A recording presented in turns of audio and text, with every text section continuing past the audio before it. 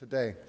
My job is to introduce to you Dr. Thomas Kemper, and I do not want to steal any of his time, but I want you to know a couple of things about him. An elder in the North German Annual Conference, a missionary in Brazil, for 2.5 years now, General Secretary of the General Board of Global Ministries. As you all can imagine, I interface with a lot of people across our church. Thomas Kemper is one for whom I have the highest level of respect. His not only knowledge of our global United Methodist Church, but his understanding of the changing context of mission, that the world is not like it was in 1955. I guess you all maybe heard me make reference to that in the past.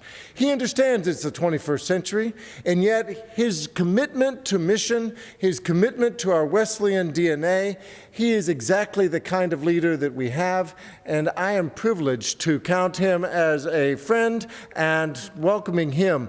This is his first time in Kansas. He flew in last night at 10 o'clock. He leaves for Germany tonight at 6 o'clock. But on the drive between Wichita and here, he said, I get it. There really are great planes here. Thomas, welcome. We're glad to have you speaking to us.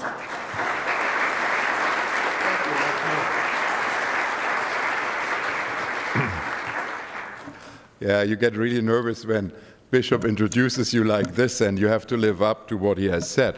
But I will try my best. It's good to be here, and I had a wonderful morning in First UMC in Wichita and two sermons and two worship services and a great time of question and answers and some hard questions. So I'm only speaking, not opening up for questions anymore after the time we had this morning in Kansas, in Wichita. I'm, as Bishop Scott Jones has said, I'm from Germany, and it's the first time we have somebody from outside the United States leading one of our agencies.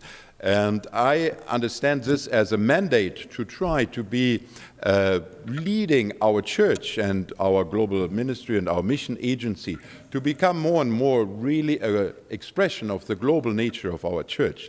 And I will say a little bit more about it, how I see this and how is this happening today in our agency in my remarks. I also want to say thank you to Sandra, who prepared everything, and we were back and forth on email trying to organize this, to Bishop Jones for the invitation and for the work you are doing in disaster relief, your support to AMCOR, your volunteers in mission work, your conference secretaries of global ministries.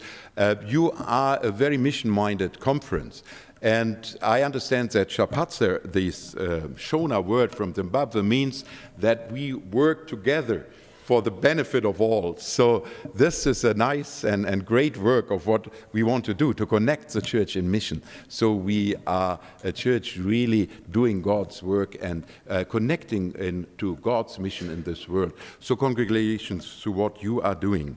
One thing which I found challenging is, and let me say this right at the beginning, I saw that your support to missionaries in our church has been 14,000 in the year 2010, in 2011, and this year so far it's 4,000. And we are already in the month of November. So I thought I cannot have the opportunity to speak here without mentioning it and challenging you. And I hope after this day you will feel that's something we want to support more, also financially. Although I shared this morning, finance is not the most important of being in mission. And money doesn't make the mission, but it's an important instrument. So that is something I hope we can get into some discussion and some challenge while I'm here. The theme I have chosen for today is to be in mission with, to be in mission with. And I will talk about 3 withs: to be in mission with God, to be in mission with one another, and to be in mission with those we serve, the 3 withs. And we have 4 focus areas in our church, and one is ministry with the poor, ministry with the poor. And we have produced a short video which we have shown since last year in annual conference, at general conference, which describes what we mean when we talk about to be in ministry with and not to, and not to do work for, but to be in ministry with and alongside people. And I wanted to show this video first and then continue with my remarks.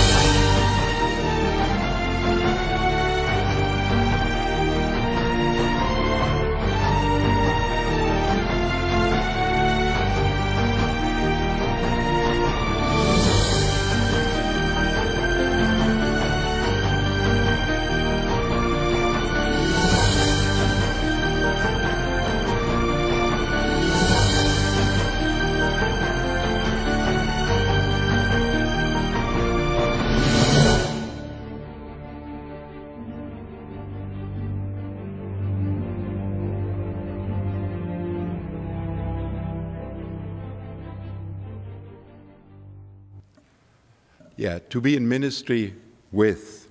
And I said there are 3 with in mission. And when I talk about mission, then it's really about taking the gospel of Jesus Christ into all the world. Whenever we commission missionary, we say we commission you to take the gospel of Jesus Christ into all the world. The good news, the foundation on what we stand as Christians, and which we want to share, and we want to invite others to share this foundation and to be part of this great fellowship of followers of Jesus Christ. So the first with is to be with God, because it is not our mission, it is God's mission. Missio Dei, we call it in the theological language. It's God's mission, and I think that is very important. Martin Atkins, the General Secretary of the British Methodist Church, once said, very often we look at mission, or we look at God's involvement in mission as he is sidelined and parked on the sideline, and we tell him, we will sort it out for you. We do the mission, and let God watch how we perform in mission. But that's not what mission is about. It is God's mission. And we are invited to participate in God's mission. And we discover as we participate in God's mission that God is already at work in many places where we go. And that is a discovery which is very important, because it makes us humble in mission, and it makes us open also to receive when we go in mission from those we visit and those we want to reach in mission. And I think it is very important to expect great things in mission, because it is God's mission. So we can truly say and attempt great things in mission because it's not depending on us, but it is God's mission. And that's why I think that to emphasize first and foremost that we are in mission with God and that it is God's mission is fundamental for the way we engage as United Methodist in mission. When we look today at the presence of our church in new church areas where we were not present as the United Methodist Church, we realize that God already was there when our missionaries arrived in Laos or in Vietnam. They could not have started the new church if God's presence was not there in that country. And I shared this morning already, we have now over 100 churches in Vietnam, a country where 10 years ago there was no United Methodist Church. There was no Methodist presence at all in that country. But God was present, and we went because we wanted to participate in God's healing presence in that country. What is an exciting story to tell about Vietnam is that the church there at the beginning was very persecuted. It was very difficult. It was a communist government, and missionaries were not very welcome. But the first missionaries who went were Vietnamese who had come to the United States as boat people, as immigrants. And then finding Christ and finding the United Methodist Church, they wanted to go back to their country and share the good news and what they had experienced, and in that way started the church in that country. And in these first years of persecution, it was very difficult, and it was very hard and very slow church growth. And then the government official who was specifically overseeing and controlling the work of the United Methodist Church, he came to Ud and Karen, our leaders in the church, because his daughter was sick. And this daughter was suffering for a long time, and he had tried many doctors and he had tried many religions, and then he came to our missionaries and asked them to pray for the daughter, because he thought, I may as well ask the United Methodist missionaries, I've tried everything else. And the daughter was healed. I'm not saying that in every situation it's that dramatic, but it totally changed the attitude of that leader in the Vietnamese government who was overseeing our work and opened new avenues for our work in Vietnam. And we felt how being in mission with God in Vietnam really was changing hearts and minds of people, and we experienced this dramatic growth of the church. And another aspect of the church is wonderful because it's a church which already now started a stewardship program. So they are raising funds for the mission in Laos. And once a year they have a special Sunday where they are raising funds for mission outside Vietnam, although they are a young church, Because from the beginning we have said we cannot be in mission there if we are not creating stewardship and if we're not creating it in a way that is sustainable for the people in Vietnam. I think that's something in the past we have often failed, that we thought we could make the mission with our money. But when it is built on money, it is not sustainable. It has to be built on the faith of the people and of the experience of Christ people have. And then, of course, with money you can make a lot of difference and you can start a many projects, but it has to be built on a different spirit. And another area I want to mention is Mongolia, because it's a totally different way of having started our United Methodist Church. In Mongolia, our church started with a hospice ministry. There was a nurse from the United States, Helen Shepherd, who started in Ulaanbaatar a hospice ministry. Nothing else, just staying with the people dying and accompanying those who had nobody else to accompany in their last days and weeks of their life. And out of this ministry of presence, not starting churches, just being present while people were preparing to die, started the church growth in Mongolia. And we have missionaries now in Mongolia. We have Bishop Park overseeing the work in Mongolia. But it started out of a ministry of compassion. So you see how mission and new church starts can be in so many different ways. But I think fundamental is that God is in charge and that it is God's mission and not our own project. The second idea I want to share is that mission with means to be in mission with one another. We are with God in mission, and we are also in mission with one another. And I talked about this in my sermon this morning, that Jesus sends his disciples in pairs. He sent them out one and one together. Mission we cannot do alone.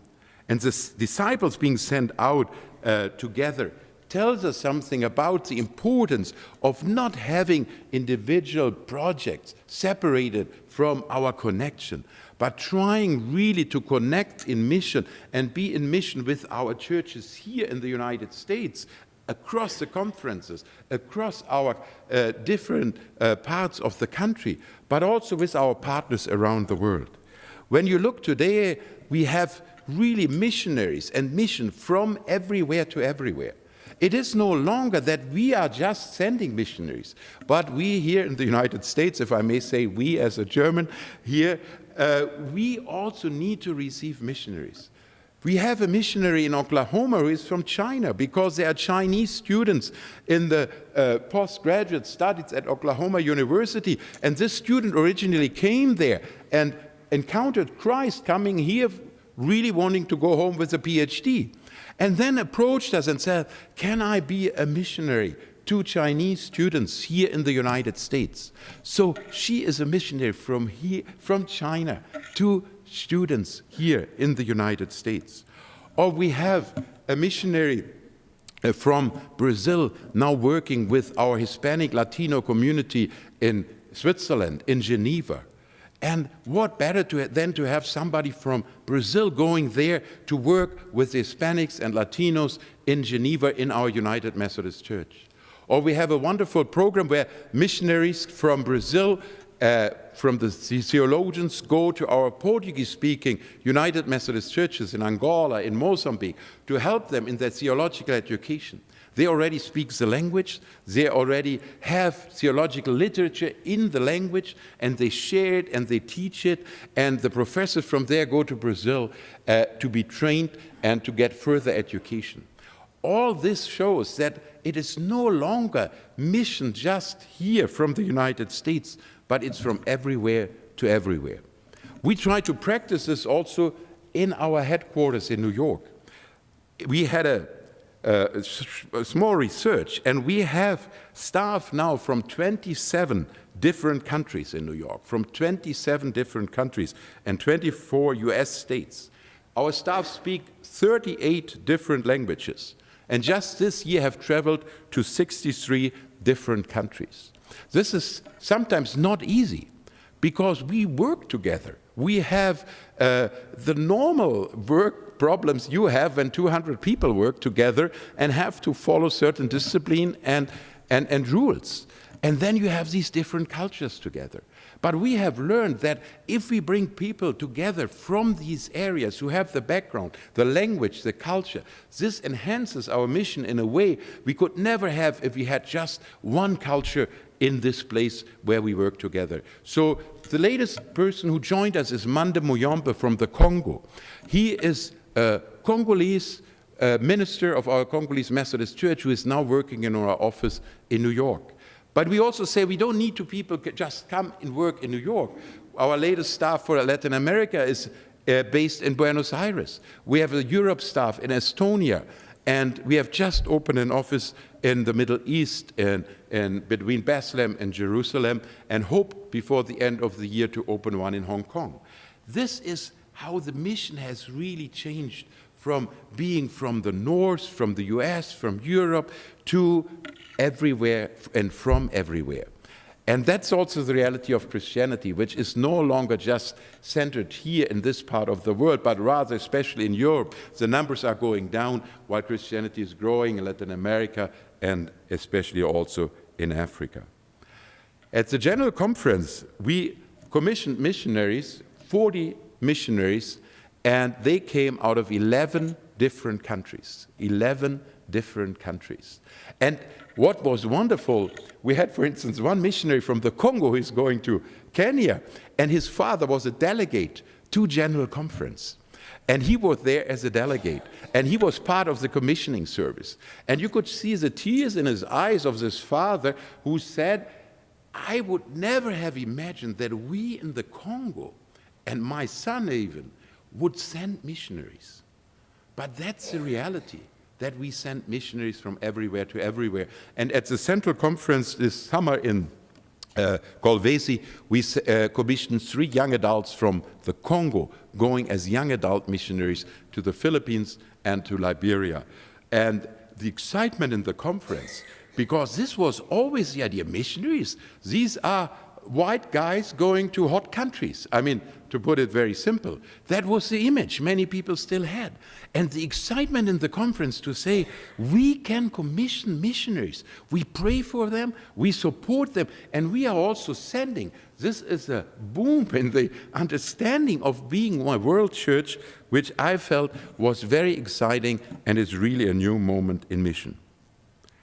But we are also in mission with those we serve. We are at mission in with those we serve. I think that is something very hard for us to learn. In the ecumenical discussion, the World Council of Church just has published a paper, and the main message in it is the first time after 20 years, after 82, after 30 years, a paper on mission and evangelism. And they say mission today is mission from the margins. It's no longer from the center to the margins, but the mission comes from the margins, and we are being evangelized by the margins. We had just commissioned missionaries from Colombia, which is a church on the margins. It's a very small Methodist church. It's a very violent, difficult country, but they are now missionaries in Honduras and in Argentina. And I think we have really to learn to listen to the missionaries from the margins. When my wife and I were missionaries in Brazil, I was very privileged not to only teach in one of our in our seminary there, but I had the chance to work with homeless in the center of Sao Paulo. Sao Paulo is a very huge city, about 80 million people living in Sao Paulo, and you have many of them living in the streets. And I first learned and joined this work together with some Catholic sisters who were sharing the life of people in the center of Sao Paulo. And one lesson I learned was a soup kitchen we had. And this soup kitchen was very different from any soup kitchen I've ever seen. Because what happened is that we had the soup kitchen after the weekly street market. And everybody was able to contribute to the soup, because we cooked the soup on an open fire with a big pots, 2-3 pots, under the bridge where a few hours ago the street market, the normal farmers market, had ended. And the soup was cooked from what everybody was able to bring to the soup.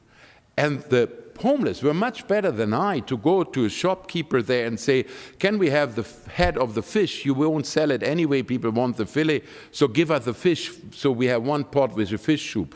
Or negotiate some tomatoes we was not able to sell, or some zucchini or whatever it was. So everything came from the people and everybody was able to contribute. And even the firewood, we would use firewood because the firewood came from the boxes, from the vegetable boxes or whatever. So nobody was excluded from being able to contribute. So we were serving each other by cooking the soup together. And then, and I think that was also important, only afterwards we had our celebration, also our worship under the bridge in the street. And people came to this as people who were all participating and not just recipients, neither of the gospel nor of the soup. And I think this is something we have to learn, and we have to change our culture, that we are ready to be in mission with those we serve. The Imagine No Malaria campaign, which is coming to Kansas now, I think is an example where we are moving more and more into this direction. We have started with nothing but nets, and that was a great campaign. But we also knew that if we don't move beyond nets, we will not be successful. We also learned that if we are not close in the community with those we serve and teach them about malaria, and teach them how to do away with places where water is there and the malaria, the mosquitoes can breed, and where we are not also dealing with other health issues and involving our pastors and our communities in the education effort, we will not really eliminate this disease by 2015. So we said, it's not only nets, but it's imagine the day there is no malaria by a joint effort of our United Methodist Church. And in Africa today, where we are concentrating our efforts in Imagine No Malaria, 40% of all health institutions and clinics are run by Christian organizations. 40%, and in large number also by our United Methodist Church.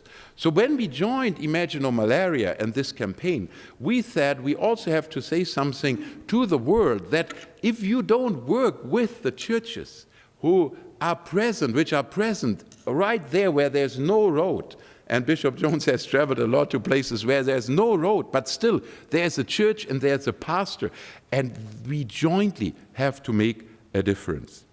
I was privileged to speak at a conference at the UN when we had replenished this whole campaign to fight TB, AIDS, and malaria. And we, as the United Methodists, were the only faith-based organization present there. The rest were government and big business and Melinda and Bill Gates foundations.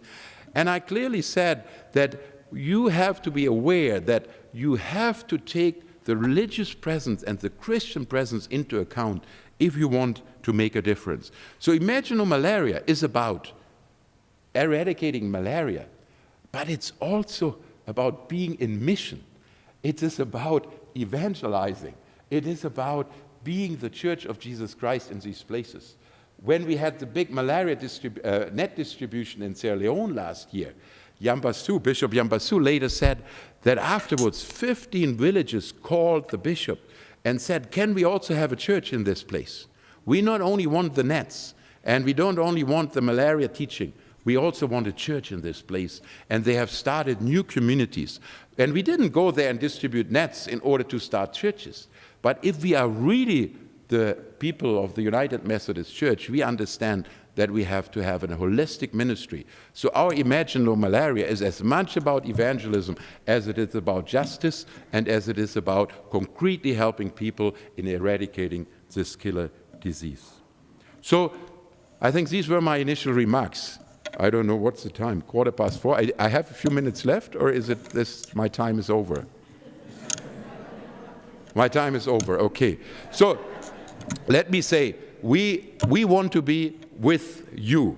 Global ministry is not doing the mission for you. We can't do it. We have less money than we had before, we have less staff. But I think what we want to do is we want to help you in your mission, to facilitate your mission, to help you to send missionaries and to be in mission and connected around the world. And somebody this morning asked, yeah, but if I have something here or there which I want to support, I say, yes, go, do it. If you feel called, go, and I don't question this at all. But if you are United Methodist, you are part of a worldwide family. And I hope that you can live this out, and Global Ministries can help you to get excited about it, because it will help you also in your church situation here to be inspired and to make a difference in the place where you are. I have not seen any church that got involved in mission which would not have an increase in missional presence within the city or the village or the place where the church is situated. This goes hand by hand. This is not seen as something additional to go, because we are together in this, and it's God's mission. It's not our mission. So thank you for coming here, for listening, and I wish you well here in your conference, in your mission efforts. Thank you.